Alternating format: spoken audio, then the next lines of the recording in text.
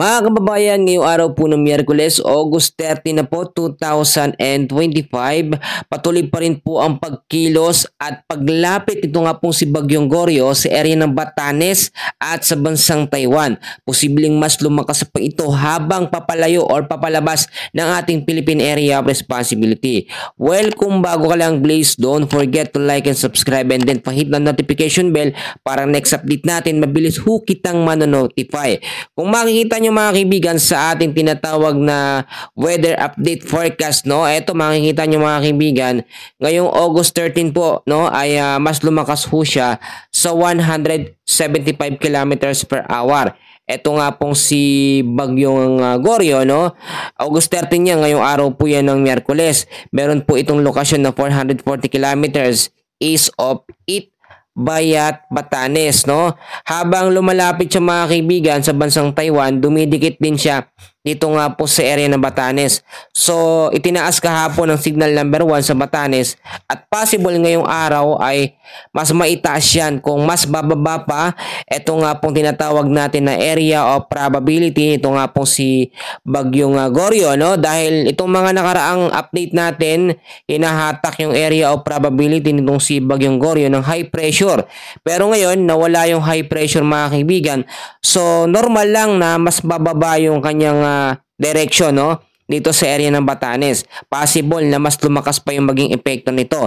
Kaya ho yung mga nakatira malapit po sa area ng Batanes, maging handa po tayo sa mga posibilidad na pwedeng mangyari. So after po daanan nitong si Bagyong Goryo, etong Batanes at bansang Taiwan ay unti-unti na po itong lalabas, no, ng ating Philippine Area of Responsibility by Thursday, alas 8 po ng umaga at meron na lamang lakas na 75 kilometers per hour.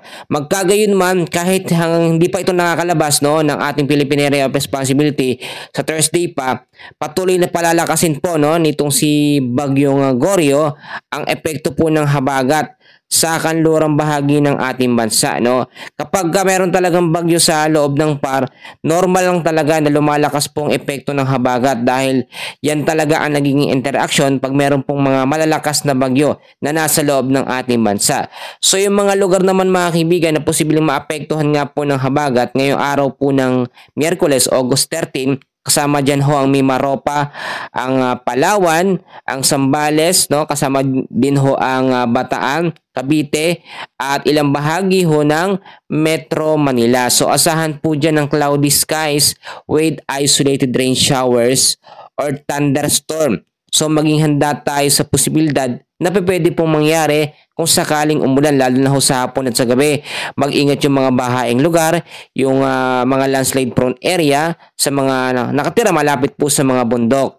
At eto naman mga kaibigan, habang dinadaanan din po ni Bagyong Goryo ang extreme northern Luzon, asahan pa rin natin, no, hindi lamang po southwest monsoon magpapaulan, no, magbibigay ng masamang panahon lalo na sa hapon at sa gabi. Dahil din po, hanggat hindi pa nakakalabas ng PAR itong si Bagyong Goryo, apektado ang Batanes, Cagayan, Ilocos Norte at Ilocos Sur. So yung mga lugar na yan mga kaibigan, sa ngayon talagang pinag-iingat po tayo, no? Nabigyan na tayo ng abiso patungkol nga po sa banta ng bagyo. So inaasahan din mga kaibigan, no, makakaranas po ng 50 to 100 millimeters na dami ng ulan ang area ho ng Batanes, no. Ito po yung 50 to 100 millimeters na dami ng ulan, medyo kayang magpabahayan kapag hindi maayos yung mga drainage. So maging handa po tayo sa mga posibilidad po na pwede pong mangyari. Kung titignan nyo mabuti mga kaibigan, typhoon category pa rin naman ito nga po si Bagyong Goryo, pero hindi na ho siya papasok sa tinatawag natin na super typhoon category. Kasi nitong mga nakaraan, marami tayong nakikitang update ang sinasabi, super typhoon Goryo daw, no? Talagang malakas, no? Malakas naman talaga ang typhoon category, pero pag super typhoon, ibang klase yun. Pag super typhoon po, ay may lakas yan ng hangin na 200 to 240 kilometers per hour. Kapag light materials lang yung bubong, automatic, napaka-easy lamang yung hatakin ng malakas na bagyo. At ipagpasalamat natin sa Diyos, do hindi naman talaga apektado apektado ang malaking bahagi ng ating bansa. Direkta nitong bagyo, no? May nagtatanong sa atin, wala naman daw epekto, tapos yung habagat. At sa bagyo itself mga kaibigan, siya mismo wala siyang epekto. Pero yung habagat, pinapalakas niya. So ang habagat ang nakakaapekto sa ilang bahagi ho ng ating bansa. Ang naaapektuhan lamang nito mga kaibigan itong area ho ng Batanes, no. The rest ng ating bansa ay hindi na po masyadong naapektuhan. So asahan pa rin natin ngayon mga kaibigan ang medyo mainit-init na panahon, no, lalo na sa umaga. Pero ipapaalala ko sa inyo, bandang hapon ho ay umuulan po ng biglaang bugso ng malalakas. Lalo na ho kahapon, sobrang lakas po ng hangin, no? Kung naranasan nyo mga kaibigan, possible na ngayong araw din ng Miyerkules, mangyari ho yan. Yung ganong sitwasyon mga kaibigan, tinatawag ho natin yun na localized thunderstorm, no? Yung pag-evaporate po ng singaw sa lupa, sa kalangitan, yan po talaga yung nagiging main cause. May kasama ho yan usually na mga pagkulog at pagkidlat. At nangyayari yan, tumatagal minsan ng 1 hanggang 2 oras na ho yung pinakamatagal. So ang habagat natin mga kaibigan ay possible na humina kapag nakalabas na ng Philippine Area of Responsibility. Ito nga pong si Bagyong Goryo. Kung makikita nyo mga kaibigan, kung hindi po dahil sa tinatawag natin na high pressure area, mas bababa pa yan dito, no? Dito po sa ilang bahagi ng Metro Manila, no? Diyan sa North Luzon, Extreme Northern Luzon, Central Luzon. Malaking bahagi ng ating bansa ang maapektuhan. Nakikita nyo yung sirkulasyon ng hangin mga kaibigan.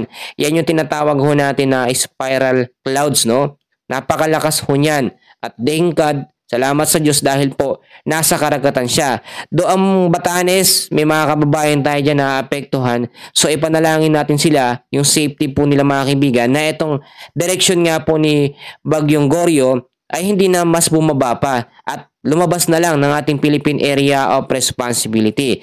Kaya din, marami din nagtatanong sa atin, no, after po nitong si Bagyong Goryo, kung may susunod ba na panibagong banta ng bagyo. Kung makikita nyo sa ating tinatawag na weather track mga kaibigan, wala kayong makikita, no, na anumang LPA na kasunod niya. Pero take note, meron tayong tinatawag na tropical cyclone threat potential. May mga possible po, no, by next week sa mga susunod na mga araw ay meron tayong monitor na mga low pressure area, no, sa week 1 at sa week 2 po ngayong buwan ho ng Agosto. So yung mga bagyo naman na papasok, no, hindi pa natin niya mako-consider na malalakas hangga't hindi pa po nabubuo. Yung mga LPA naman na mabubuo mga kaibigan sa loob at labas na ating bansa sa week 1 at week 2 ngayong Agosto ay mga low chance na maging isang ganap po na bagyo. So dapat ba tayong magdiwang, magsayaw mga kaibigan? So hindi ho, no? Meron pa rin tayong parte sa ganitong klaseng sitwasyon. At ipapaalala ko sa inyo, noong mga nakaraan na nagkaroon ng bagyo mga kaibigan, yung may Auring, no? Yung mga bagyo na yan, ang pinalakas nila yung habagat. So hanggat merong bagyo pa rin sa loob ng PAR ay dapat pa rin nating pag-ingatan yung ating sarili, no, yung ating kabahayan, dahil nga po possible na ang habagat ang dumali sa atin sa ganitong klaseng sitwasyon. Nakikita niyo yung hangin na yan? Yan ho yung hanging habagat, no, or southwest monsoon. Sa ngayon hindi siya talaga sobrang malakas, pero naapektuhan yan ang kanlurang bahagi ng ating bansa. Dito ho yung banda, no. Binanggit ko na ho yung mga lugar na yan. So maging handa tayo. Ano ba yung dapat nating gawin? Eto na naman, sasabihin nyo na naman, yung mga basher ko ang sinasabi na ninermo na naman daw ako. So ito ho ay paalala hindi lamang sa akin, sa atin hong lahat. Unang-una, no, unahin na muna natin ang panalangin. Manalangin ho tayo sa safety natin at ng ating mga kababayan, lalo na yung mga nakatira sa Batanes. Sila ho kasi mostly yung mas maapektuhan habang papalabas po itong si Bagyong Goryo, no? Safety at kaligtasan sa mga lugar. At pangalawang mga kaibigan ko, no, maglinis tayo ng kapaligiran. Yung mga basura kasi, yan ho talaga pag bumara sa mga kanal. Usually talaga mga kaibigan, kahit yung drainage natin sobrang maayos yan, pag yan ibinarahan po ng mga basura, automatic po, no, magkakaroon ng baha. Lalo na ho dito sa Metro Manila, yung mga lugar ho na eto, no, yung mga lugar na yan, usually yung mga lugar na yan hindi naman dating binabaha, pero sa dami ng mga tao na nakatira dyan, dami ng basura, ang bilis magbaha mga kaibigan. Kapag umulan lang ng isang oras na sobrang malakas, talagang grabe na ang pagbabaha, no? Dahil nga po sa mga basurang nagkalat. So may connection ng basura sa bagyo, no? Wag niyong sabihin wala. At yung pangatlo mga kaibigan na paalala ko din, i-safety natin ang mga importanteng gamit. So ano ba yan? Mga electric appliances, dahil yan delikado talaga, nakakakuryente yan kapag nakasaksak tapos bigla bumaha, no? I-safety natin yan. Yung mga dokumento, mga papeles mga kaibigan na importante, no? I-plastic natin para hindi nababasa kasi talagang delikado. At eto din, dagdag pa natin mga kaibigan, kung kaya naman natin mag-imbak ng sapat na pagkain na tatagal po ng ilang araw, gawin ho natin. Huwag niyong idahilan na wala namang bagyo, na malayo naman, papalabas na, no? Habagat lang naman. So wag ganun mga kaibigan. Ugaliin natin laging may nakasafety ng pagkain. Hindi tayong labas na labas. Nakita nyo, kahapon, sobrang init ng panahon tapos biglang umulan sa malaking bahagi ho ng Metro Manila. Localized thunderstorm yun, binibigla tayo nun minsan mga kaibigan. Sobrang init tapos biglang uulan ng malakas sa hapon hanggang sa gabi. At eto din mga kaibigan, no, may mga nakatira ho sa paanan ng bundok, malapit sa mga ilog. Mag-ingat kayo dyan mga kaibigan sa banta po ng mga malalakas na pag-ulan. Kapag sobrang malakas ang ulan, no, umiwas kayo dahil possible yung mga landslide, no, doon po sa mga matataas na lugar, lalambot ng lupa kasi yung mga puno nga naman, pinagpuputol na, hindi naman napapalitan ng bago. So talagang magkakaroon ho ng mga pagbabaha. At panghuli mga kaibigan ko, no, ay palagi kayo mag-antabay sa lagay ng ating panahon. Makinig ho kayo sa aking mga ina-update, no, ginagawan ho natin ng paraan ng the best para sa inyo na makapaghatid po ng balita. For now, yan muna ang pinaka-latest update natin sa lagay ng ating panahon. And please, don't forget ho to like and subscribe. Maraming salamat po.